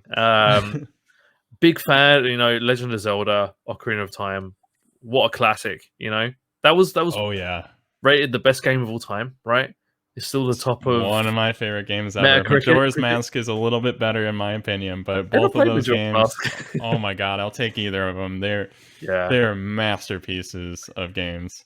I remember one time looking in Nintendo Magazine. Was it Nintendo Star? I think that was the UK one. Okay, yeah. US was Nintendo Power. Yeah, Nintendo Power. I think that was Nintendo Star. I can't remember. But I remember looking in that magazine and seeing screenshots of Super Smash Bros. And oh my god, when that came out, yep, that's what got me hooked on competitive gaming. I think I love that. Interesting. That's cool. That's even though cool. I never went to tournaments or anything, playing against my cousins who were also very good at the game, I got crazy good at that game. And did you take that energy over to Melee on the GameCube? Oh yes. Okay. Yes. Nice. I played every single Smash game, and I'm pretty sure I think I got to the point where I only wanted a Wii U so I could play Smash on it, Smash 4. Right. Which is still a very good game, I've kind of dropped off of it since because I went to PC gaming. But yeah. Do you have Ultimate though for the Switch? I do have Ultimate, yeah. I do too, but I haven't played a whole lot of it, to be totally honest. 1v1 me, bro. I mean, you will beat me up. Like, I will not compete. I've never been good at the game. I've always been terrible. Yeah, it's been a while since I've really played it. But when it first came out, I got right back into it. I was like, hell yeah, give me some Smash, Awesome. And I'd love to stream it someday, but I don't have a capture card, so that'd be a bit of a pain. Okay. But one day maybe. Yeah, I would love to see some console games come to the stream. Yeah. So what have you been playing right now? Right now? Yeah, not even necessarily on stream. Just like what's your games? What's in your cycle? I've been kind of in a weird phase of wanting to play anything and everything. I think one of the biggest games that I've played that I know a lot of people talking about is Hades, and I did play it on stream the other day. That was fun to watch. Super cool game. Kind of interesting what the cycle is like on that game, because you are running the same dungeon over and over and over and over again. Yep. Luckily, when I streamed it the other day, I went from start to finish and completed it for the first time ever, which was insane. But that was cool to watch. It was pretty cool. But the whole idea of it is, you are getting stronger every time you do it, and you have like almost the RNG of what power ups are you going to get on this run, and it's very, very hooking. Yeah, it makes you always come back. I haven't played Hades yet, but I've been playing Gunfire Reborn, which is really the similar concept of that, but it's an FPS game. And it you've always got that whole thing of like, what kind of drops am I going to get like this time? What kind of skill tree am I going to go through? But you're getting more powerful in your base stats, but your actual like talent tree resets every time, and you're going to get different. And that roguelike dynamic is so cool. It's so addicting because it's like, you like get to that point where you're about 5 minutes in and you go, oh, this is going to be a good run. Yeah, sure. Or you go, oh, this is going to be a miserable run. I think I had a run the other day. It was off stream, and I was probably getting to like the second or third boss every time and just dying. And then I had that exact moment that you was talking about where I got to a point. I think there's this buff where you can give up 60% of your health, but every time you hit something, you heal. Yeah. And I was like, screw it, I'm going to try this. I'm going to try this like this buff.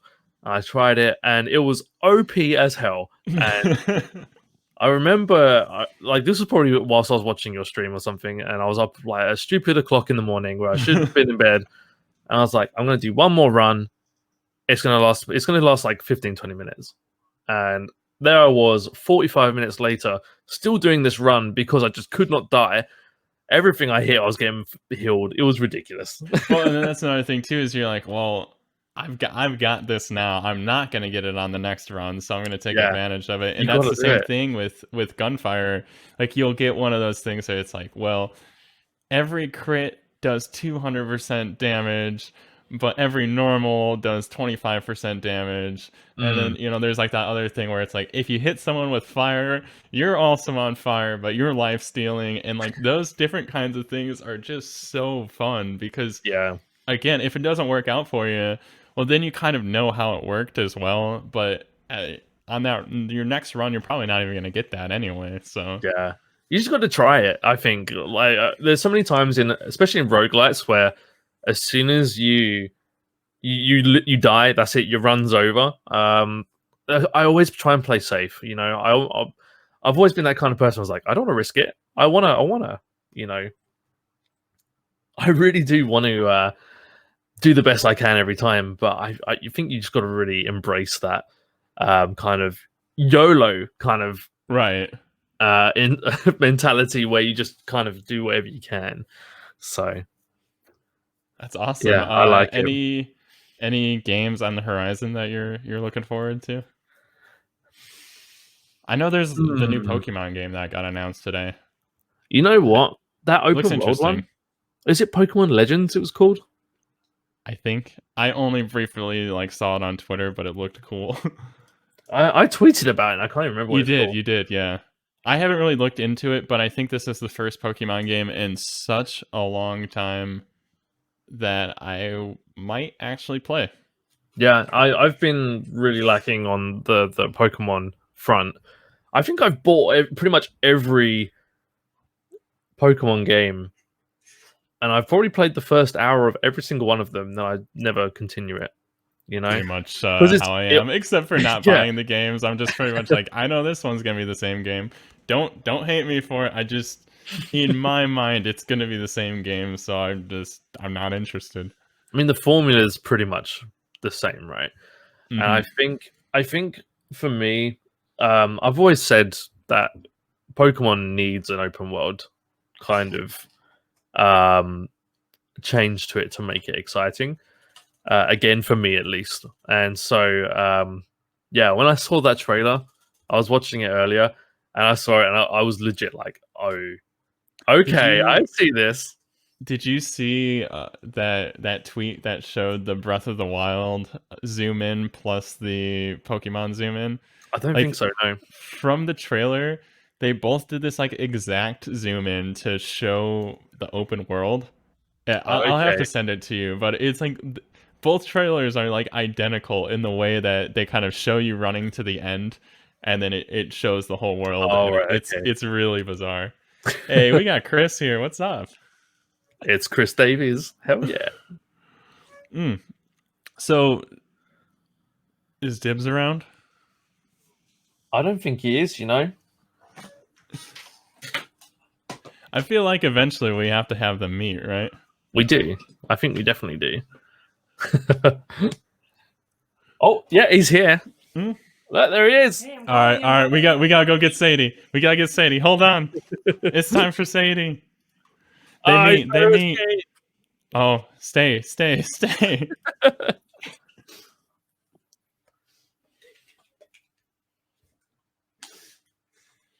You almost fell off the desk. It's our stream now, boys. Jolttz metal face is in the chat. Let's go.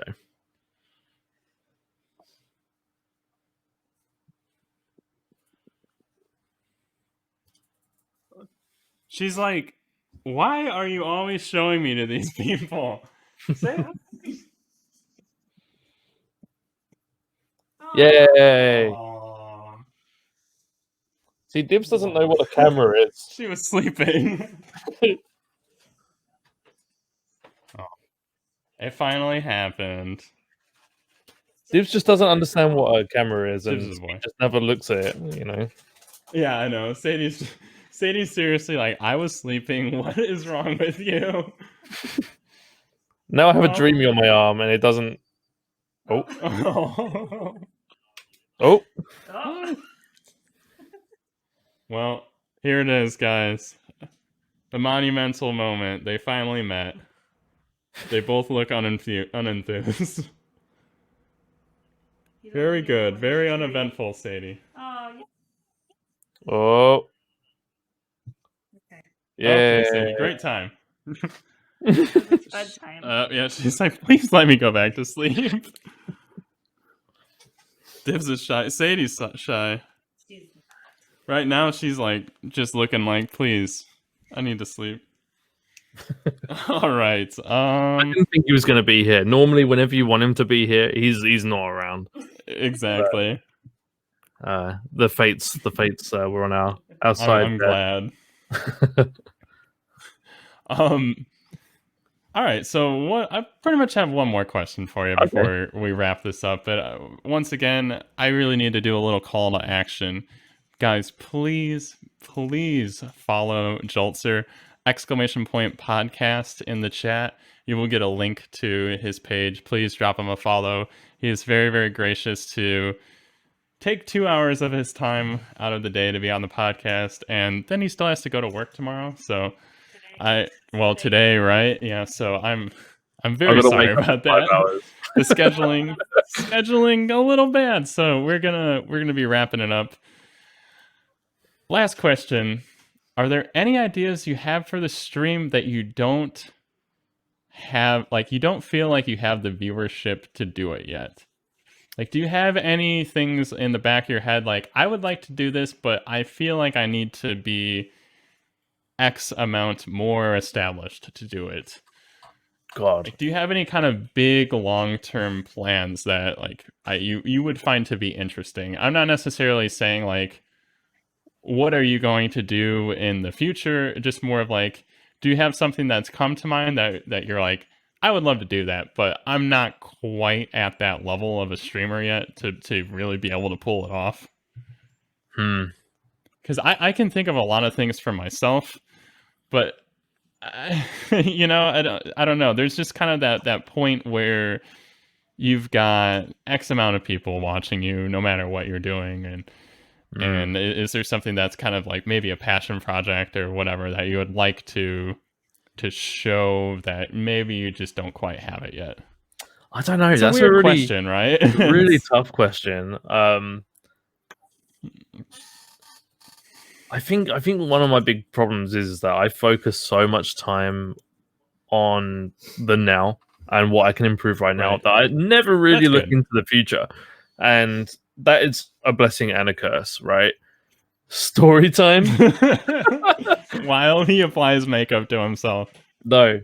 But PO Box opening is actually something that I did want to do. That's actually a good thing that you mentioned that, because I would really like to do that. But then you got to have people who are kind enough to want to send you stuff. Right. And that's the whole thing, that's kind of like you're too small for it now, but maybe in the future. Yeah, for sure.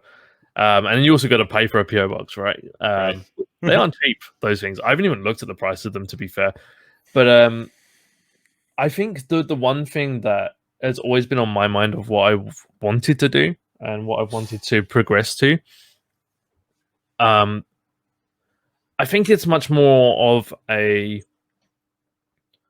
kind of like a business prospect than anything. I really want to, especially coming off the bat of, DMCA is a big thing. And I don't think it's something that's ever gonna leave the back of any music streamer's mind. So it's something that I really want to kind of end up doing, which I don't think really relies too much on the viewer base. I think it depends entirely on the community itself, but I want to start doing, almost backing tracks and stuff like that, which is something that's been on my mind for the horizon of doing that.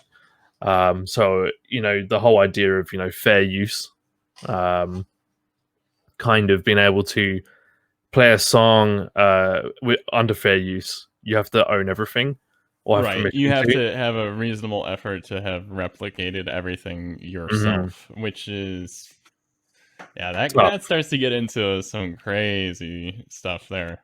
Yeah. So if one day, we could have, I mean, just thinking of Rocksmith purely, on Customs Forge, a whole DMCA free section where you could play songs by bands that would normally be unsafe, Right.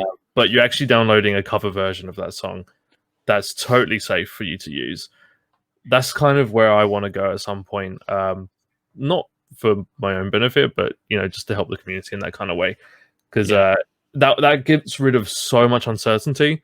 It gives the same kind of, I guess, show them what we're doing now. Apart from you might be missing out on vocals, right? I don't know what else to say on it. Well, I was gonna say, you can actually think back to if anyone here is a Guitar Hero player, the original Guitar Hero and Guitar Hero 2, all of the mainline songs that were not bonus songs or the like Xbox 360 version exclusive, those were all cover songs. Yeah, every single one in the original 2 games. And I don't even think a lot of people, I think people realize it, but they don't remember that though. It's a weird thing to think about. You don't think back to Guitar Hero 1 and think, oh my god, those covers were so bad. Right. I mean, they were good covers. Law, I think was in Guitar Hero 1, if I'm not mistaken. That's totally a cover, and people don't sit there and say like, this game's unplayable because it's a cover. I would almost say that most people don't even really notice, because it's not really the point.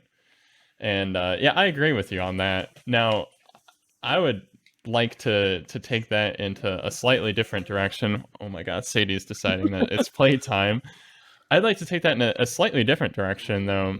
I think doing covers and replicating everything yourself is an amazing idea, but I would love to see just a way to create monetization for the source material.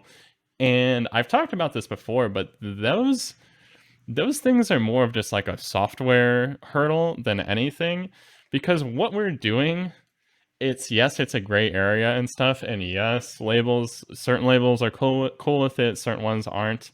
That's not really the whole point. It's the whole thing of, look, I want to be in the green or whatever of like, what I'm doing is safe, what I'm doing is appropriate. It breaks no rules. It sucks to sit in a gray area because you don't want to sit there. But with the website Pretzel Rocks, that does basically a form of Spotify in the way that you're allowed to stream it, because they go based off of membership fees to pay out the artists, and that's not how Spotify works.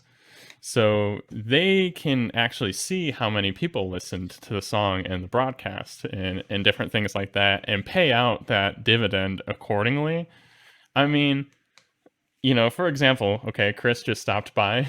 Every time I play the Ghost Inside on stream, I would love to take whatever contribution that I could possibly do and give it their way. But the technology doesn't exist to do that.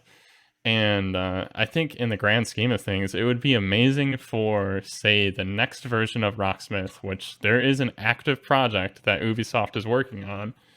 If they could work with someone like Pretzel Rocks to introduce the API of Pretzel Rocks into Rocksmith, there would be an ability to link your Twitch account.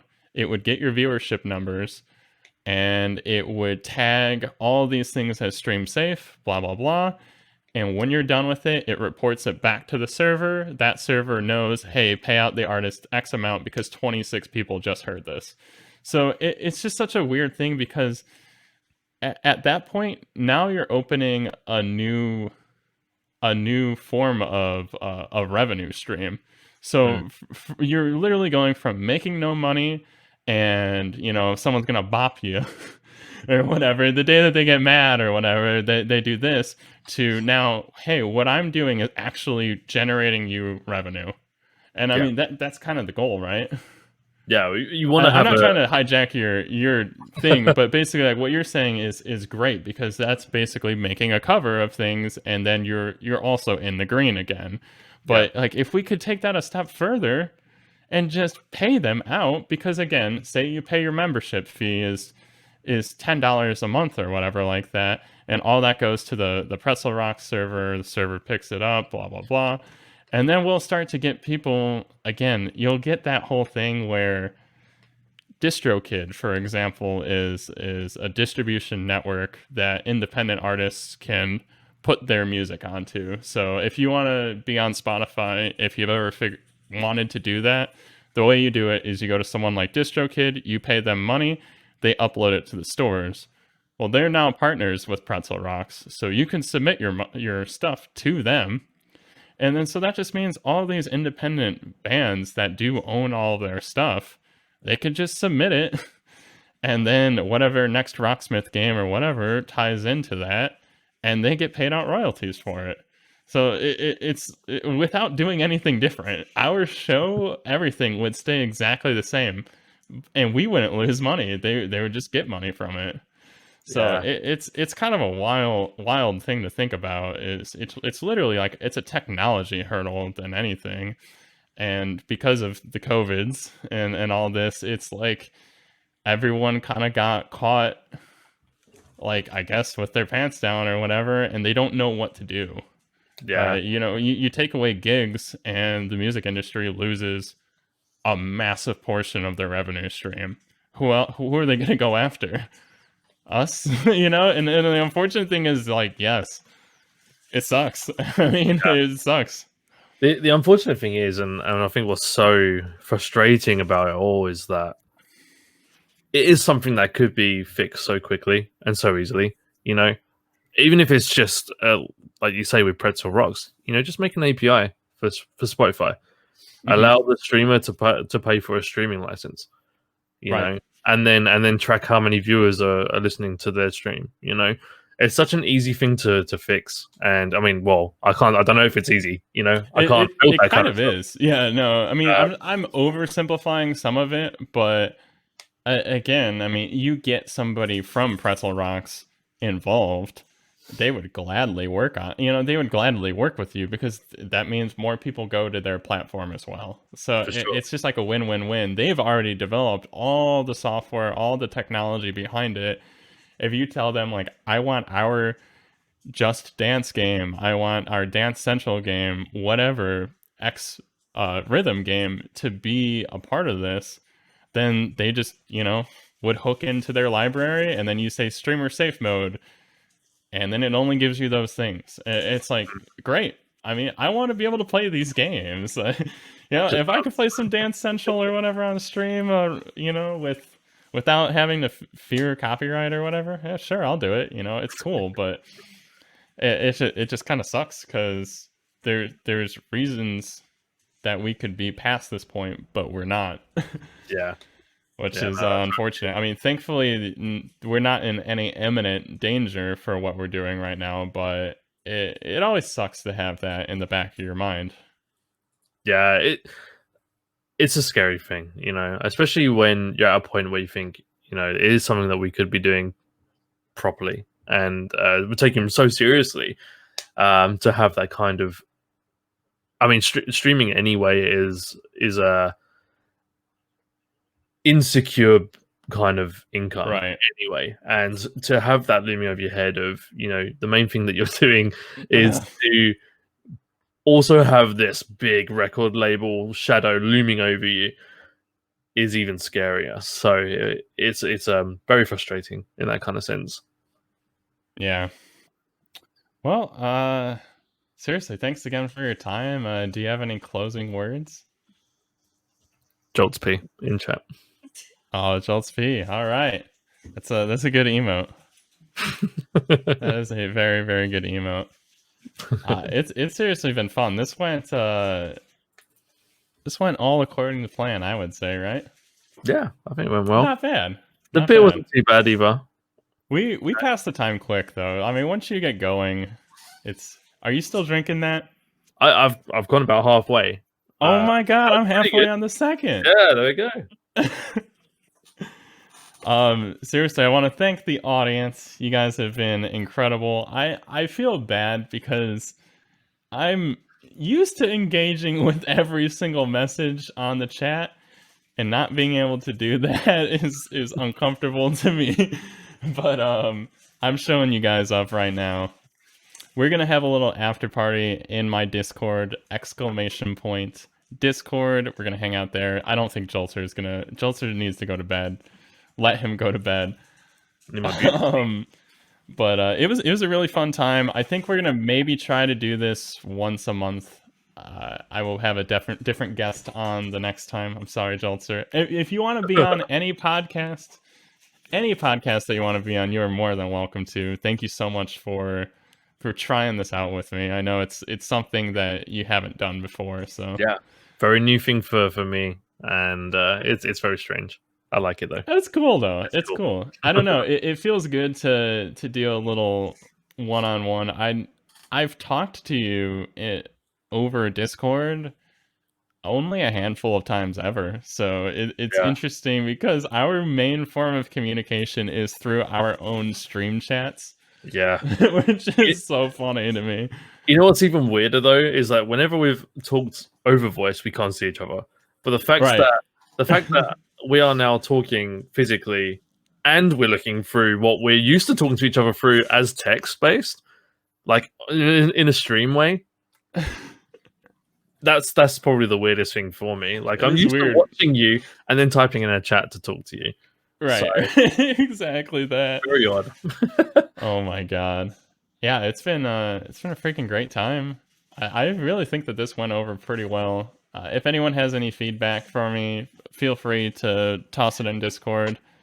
I know it was maybe a little shaky in the start, and then now Sadie's tearing it up in the background, being really annoying, but I think that we're gonna improve this over time. So, like I said, thanks for being my first guest ever. You were always welcome on the show from here on out. It was a pleasure, my friend. It was a good time, guys. I will see you over on Discord, and I'm actually gonna leave the stream running for like just a little bit. If people in the voice chat want to shout something out, I will be in the bar.